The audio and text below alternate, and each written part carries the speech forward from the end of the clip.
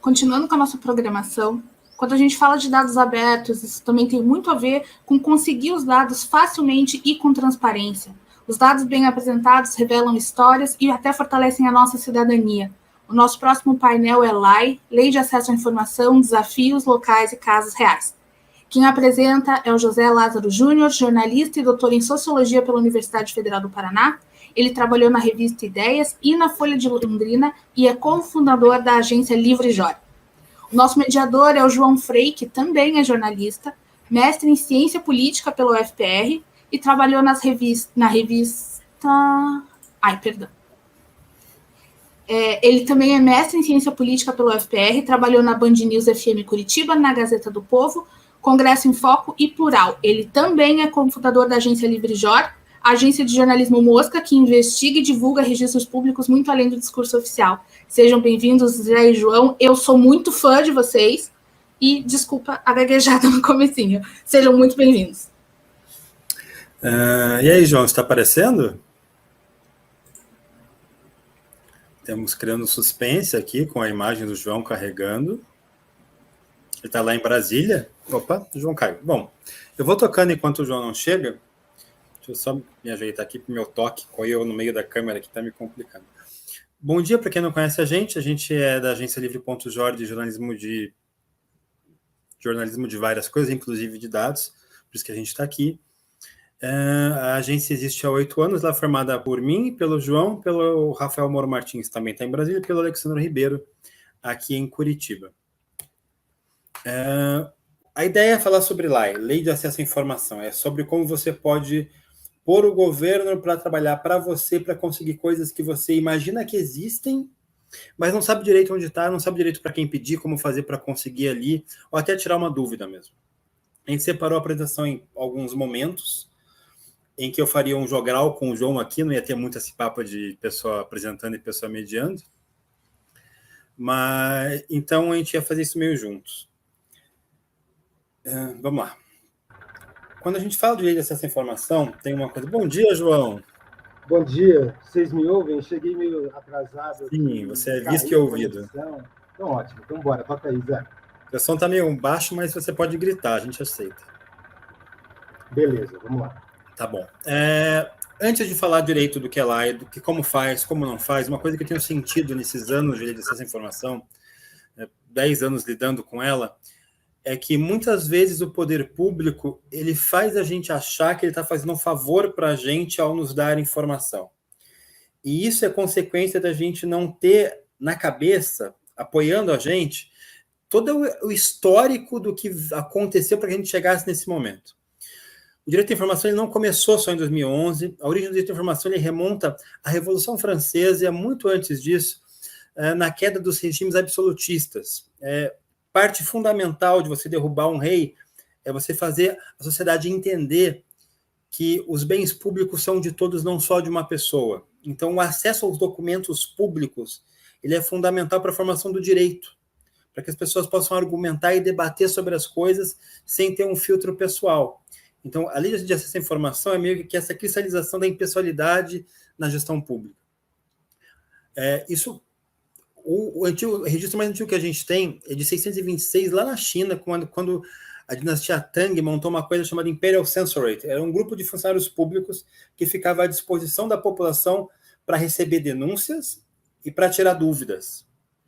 Esse exemplo chinês está nas bases do que vai ser a primeira lei de acesso à informação no Reino da Suécia, em 1766, há muito tempo atrás, quando um padre finlandês chamado Anders Chydenius propôs a lei, a primeira lei do mundo, que é a do Reino da Suécia, porque, como ele era parlamentar, ele tinha acesso exclusivo facilitado às bibliotecas do reino. Ele achava um absurdo que as pessoas não tivessem o mesmo acesso que ele aos documentos e ao conhecimento. Passa muito tempo, alguma controvérsia, e a segunda lei vai ser em 1966, 200 anos depois, nos Estados Unidos, com a criação do FOIA, o Freedom of Information Act, que é bastante conhecida, mas não é uma das leis mais bem escritas do mundo, mas por ser dos Estados Unidos, a gente acaba conhecendo mais, discutindo mais sobre ela. Outro momento importante é a década de 90, Reparem nos pulos do tempo, como a gente demora para chegar onde a gente está, quando tem uma explosão global das lies. Você sai de 7, 8 lies no mundo para 120 e poucas em coisa de 15, 20 anos. É uma explosão muito rápida. Os especialistas dizem que talvez seja o fenômeno global de expansão mais rápida de um tipo de norma na história da nossa humanidade.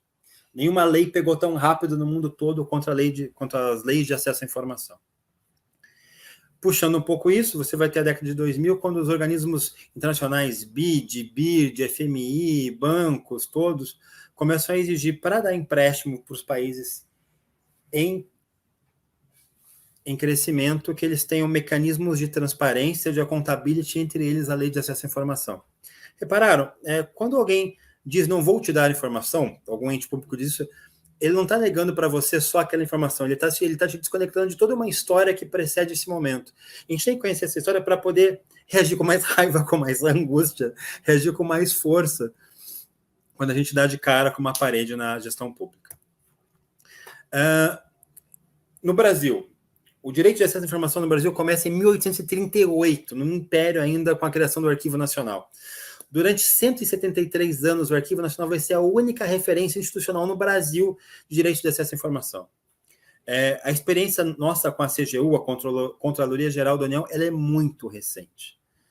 Ela faz 10 anos, a LAI fez 10 anos no ano passado, mas faz 10 anos de vigência esse ano, agora em maio. Então, a nossa relação de ter acesso e brigar pelo acesso nos termos atuais, ela é muito recente. A gente tem todo um histórico de disputas simbólicas, reais, de documentos, de decretos, anterior a isso, que é travada dentro do Arquivo Nacional, certo? Por isso que a Lei dos Arquivos, de 91, ela é extremamente importante. Por isso que quando a gente ouve falar de estão atacando o Arquivo Nacional, você precisa entender que isso é muito importante, isso tem a ver direto com a lei. O Arquivo Nacional é tão importante para a gente hoje quanto a CGU. Ok? Então, antes da gente chegar onde a gente está hoje, com a Lei de Acesso à Informação, fazendo 10 anos de vigência, daqui 3 meses, a gente passou pelos anos 90, quando teve uma presença muito forte, muito importante dos movimentos do direito à memória e à verdade. Todos os familiares de pessoas desaparecidas durante o regime militar se organizaram, cobrando informação, cobrando esses acessos, indo ao Arquivo Nacional, o que motivou uma briga muito bem documentada dos arquivistas com as Forças Armadas ao longo de mais de 20 anos, e que continua até hoje, né? Os documentos continuam em disputa. E, depois disso, nos anos 2000, a sociedade civil se reúne, se organiza, digamos assim, e monta as várias entidades que hoje defendem o acesso à informação no Brasil. A Transparência Brasil, a Associação Brasileira de Jornalismo Investigativo, a AJOR, o artigo 19 e o Fórum de Direito de Acesso à Informação, do qual a Livre.org faz parte, que congrega mais de 20 entidades. Sacaram? Agora a gente vai passar mais para a parte prática, mas cada vez que você pedir uma informação para um governo, no município, no estado, na União, em qualquer um dos mais de 1000 órgãos públicos que existem nesse país, você está se conectando com uma história que vai de antes da Revolução Francesa até a briga pelos desaparecidos no regime militar. Então, cada pedido de informação conta e é importante. A Lei de Acesso à Informação, para quem não sabe o número dela, 12527/2011, ela foi sancionada no dia 18 de novembro pela presidente Dilma Rousseff em uma cerimônia conjunta. 2 leis foram assinadas juntas. A 12527, que cria a lei, e a 12528, que cria a Comissão Nacional da Verdade. Por quê? Porque a Comissão Nacional da Verdade depende de um artigo da lei, que é o artigo que diz que não importa a justificativa, nenhuma informação vinculada à defesa de direitos humanos pode ser negada pelos governos. Então, as informações relacionadas à defesa dos direitos humanos, elas têm que ser fornecidas sempre que pedidas, e isso era importante para que a Comissão Nacional da Verdade acessasse os arquivos da ditadura.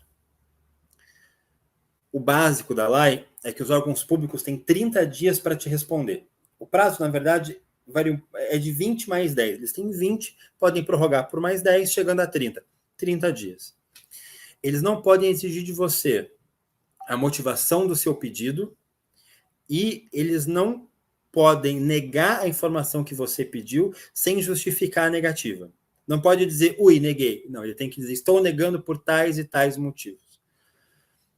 Eu vou pedir para o pessoal, depois do ODD, compartilhar a apresentação com todo mundo que estiver acompanhando. Não sei se consigo jogar lá no chat, porque a gente separou aqui à esquerda todos os links de acesso a formulário de LAI do governo federal, todos os órgãos do governo do Paraná e na prefeitura de Curitiba. Por que isso é importante? Porque por mais que a LAI esteja aí há 10 anos, alguns órgãos escondem os formulários, é difícil de achar. Hoje, quando fui pôr o link aqui, eu juro que eu demorei uns 5 minutos para achar o formulário do Tribunal de Justiça, por exemplo. Ele está super escondido, não é uma coisa óbvia. Igual a lei determina, que haja um símbolo que você clique e vá direto para o formulário. Então, os órgãos tendem a esconder os formulários, aqui estão todos eles, para facilitar o acesso para vocês. Quero pedir informação. O que pode dar errado? Pode dar errado se você fizer um pedido genérico. O que é um pedido genérico? Quero todos os documentos assinados pelo governador em 2015. Isso é um pedido muito genérico. A lei exige que você seja mais objetivo, que você peça coisas com mais foco.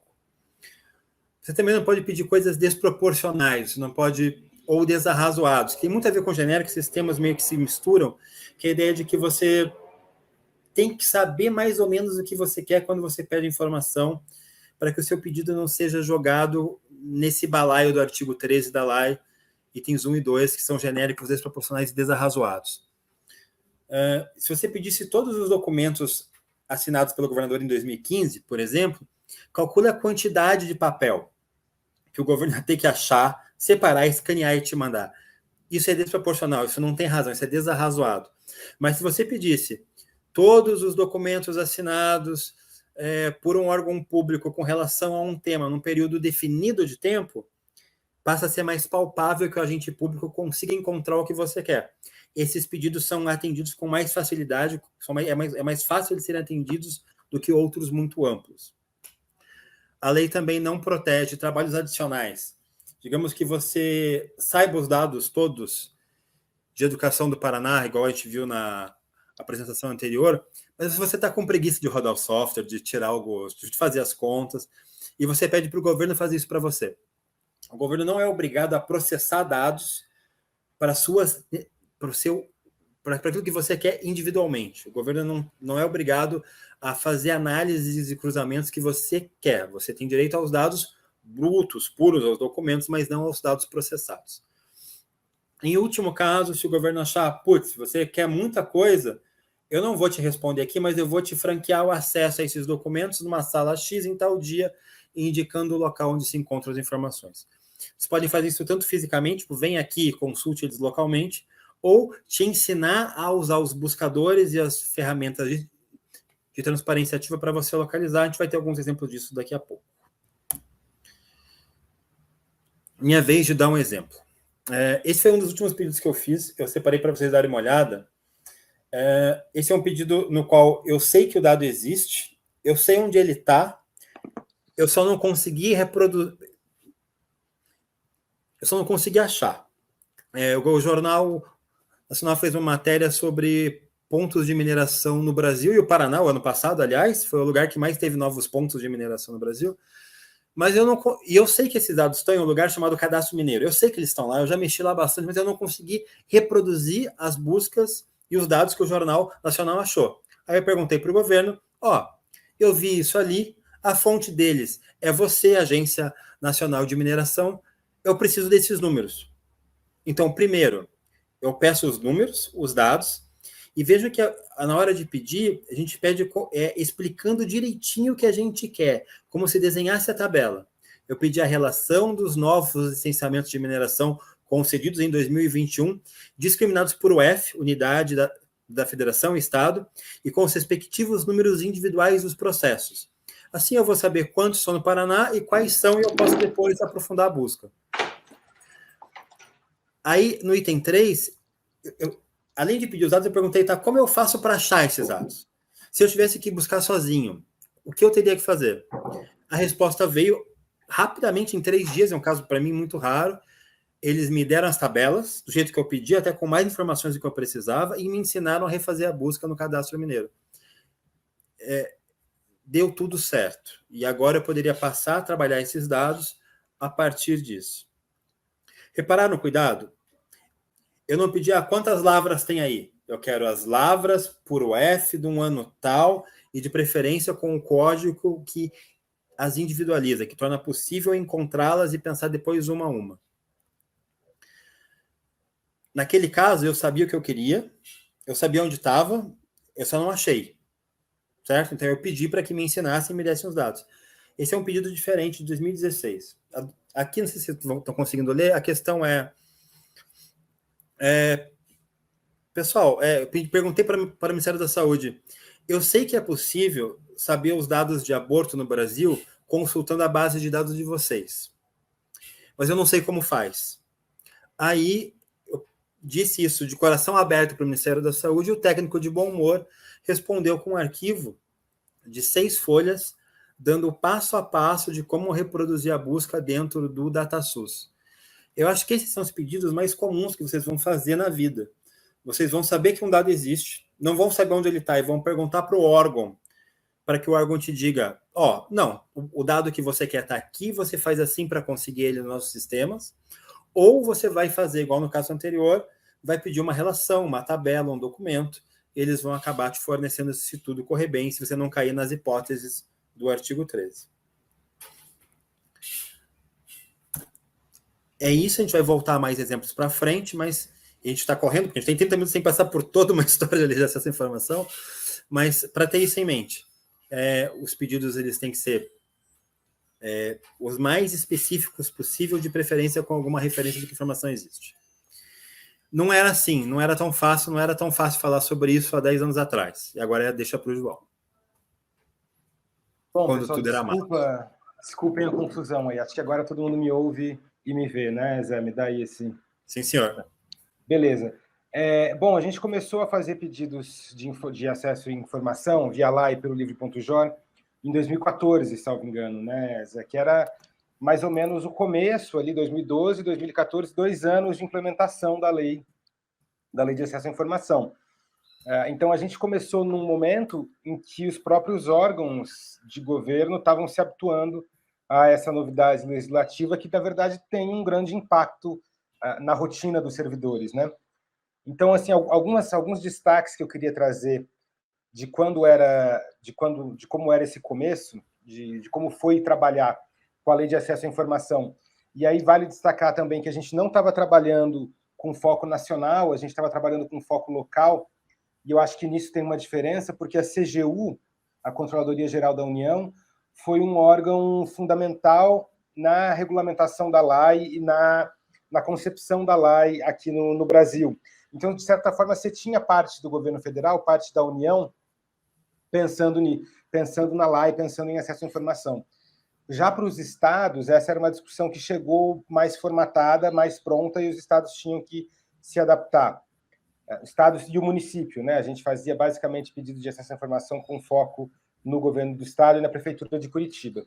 Então, no começo, a gente percebia um melindre muito grande dos servidores em fornecer as informações, ainda que a gente mantivesse todas as questões que a gente fazia dentro do campo das perguntas que são de interesse público. A gente não fazia perguntas pessoais, a gente não fazia perguntas que pudessem expor de alguma forma algum servidor, era tudo do ponto de vista público, mas ainda assim tinha um melindre. Aquela vontade de saber o porquê que a gente queria, aquela vontade de saber o que a gente faria com aquela informação. Então, a gente percebia isso com bastante clareza. Aí, diante dessa falta de cultura da LAI, a gente parecia que, como não existia uma cultura institucional, como ainda ninguém entrava num concurso e já percebia como as pessoas lidavam com lei de acesso à informação, se não tinha, era tudo muito novo, dependia muito da boa vontade do servidor, dependia do humor do servidor, dependia da compreensão prévia do servidor sobre a importância da transparência.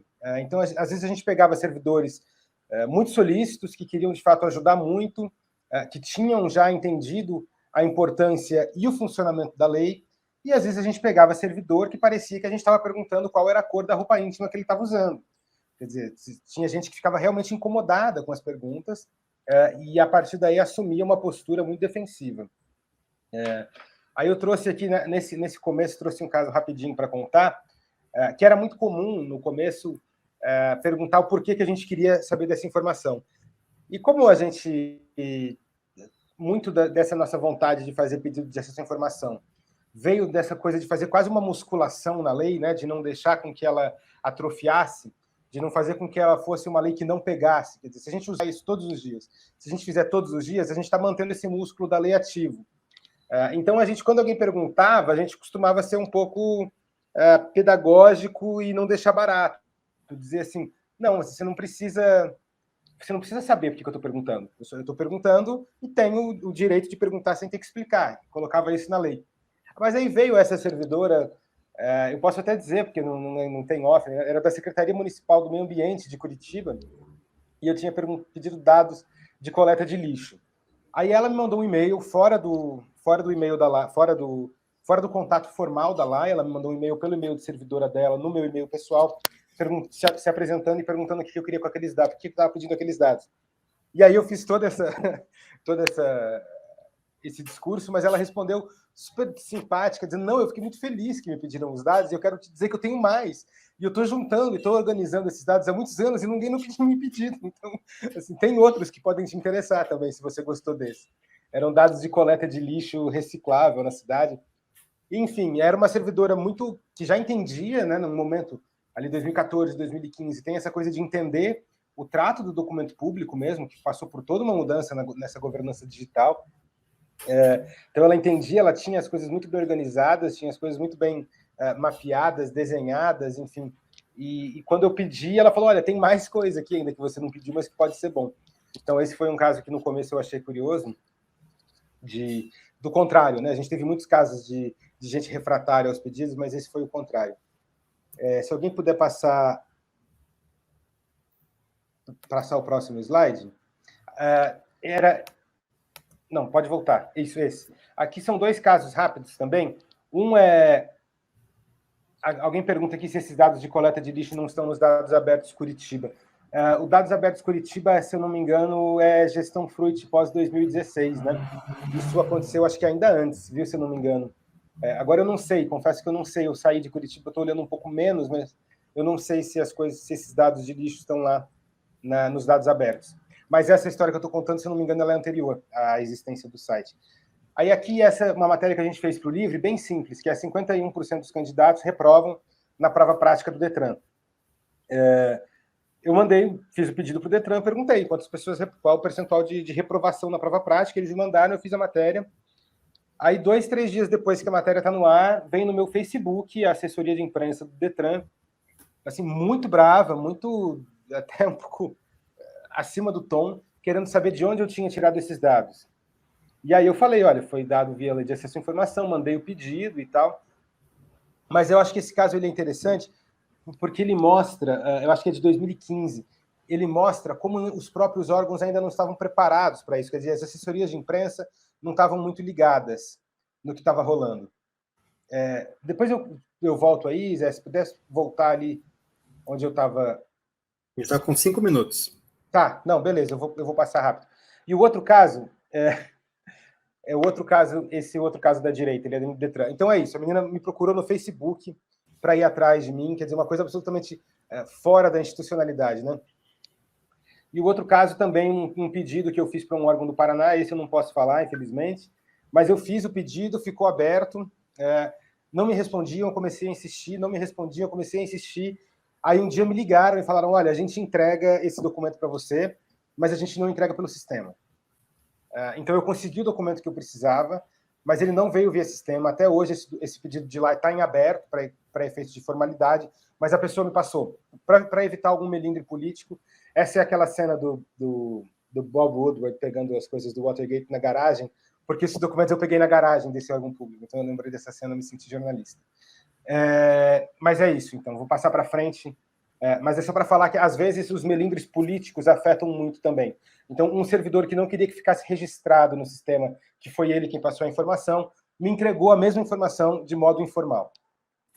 Aí a gente listou alguns dos inimigos da LAI, então esse melindre inicial, as assessorias de imprensa, depois de um tempo todos os órgãos, ou pelo menos quando percebem que é um pedido de jornalista, feito por jornalista, não respondem pedido sem antes passar pela assessoria de imprensa. A gente chegou a fazer um pedido para a Prefeitura de Curitiba, perguntando qual era o processo, por quais órgãos passavam o pedido de informação. E eles admitiram que passava pela Secretaria de Comunicação, segundo eles, para corrigir eventuais erros de escrita. Mas é óbvio que se tem um assessor, alguém cuja função é mediar a informação do ponto de vista a garantir melhor resultado de imagem pública para o seu cliente, olhando aquela resposta já passa a ter uma mediação que no começo não tinha. Então, um olhar da assessoria de imprensa, esse poder da assessoria de imprensa sobre as respostas do pedido de lei é algo que tem feito mal às respostas do governo. Um outro inimigo que a gente identifica, esse é o mais novo, é a LGPD, a Lei Geral de Proteção de Dados. Muitos pedidos estão sendo recusados de modo injustificado, tendo como base a LGPD. Então, a LGPD virou uma panaceia para se esconder, basicamente, o que se quer esconder em órgãos públicos, né? Existe a previsão de você simplesmente, se tem lá um CPF que você não quer apresentar, você risca, né? Existe essa previsão. Não, os órgãos estão barrando documentos inteiros, sob o pretexto de não ferir a LGPD. E, por último, rapidinho, os últimos inimigos são os órgãos de segurança. Isso não tem em qualquer lugar.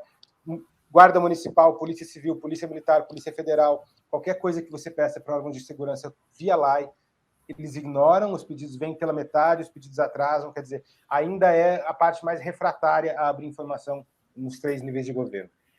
Já encerrando, então, João falou dos inimigos e dos amigos. Hoje você tem o reply.org, esse site vai te ajudar a fazer o pedido e fazer os recursos. É um projeto da Transparência Brasil com a Abrage.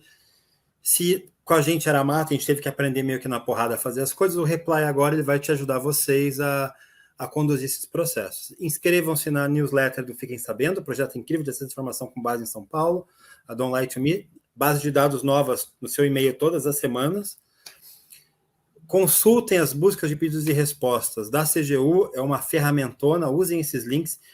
Antes de fazer a pergunta, digita ali aborto, minério, areia, multa, e vocês veem o que já tem para não repetir trabalho, e acompanhem as notícias do Fórum de Direitos de Acesso a Informações Públicas, porque é onde a gente está, é onde estão todas as entidades discutindo e protegendo o direito à informação. Enfim.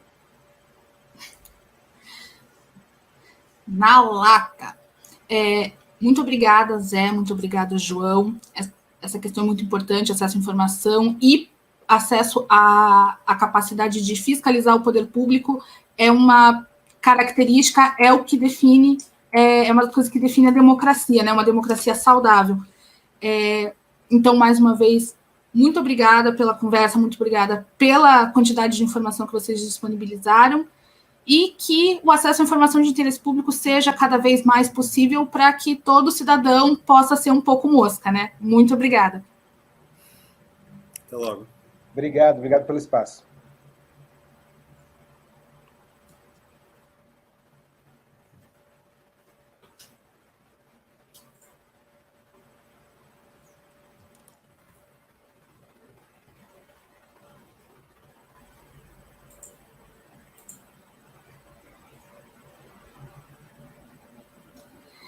E com a conversa com o João e o Zé sobre lei de acesso à informação, a gente encerra a primeira metade do Open Data Day Curitiba 2022.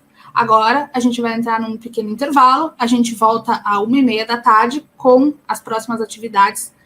E agora é o tempo da gente almoçar, tomar um cafezinho, apresentar algumas mensagens dos nossos patrocinadores e também a gente convida você, telespectador que está assistindo, a responder a nossa enquete que a gente vai disponibilizar no Google Forms sobre qual tema dessa primeira metade do ADD você gostaria de acompanhar em formato de live para aprender mais sobre o assunto. Vocês respondendo essa enquete ajudam a gente a entender o que vocês acharam mais legal do nosso evento até agora. A gente volta daqui a pouco.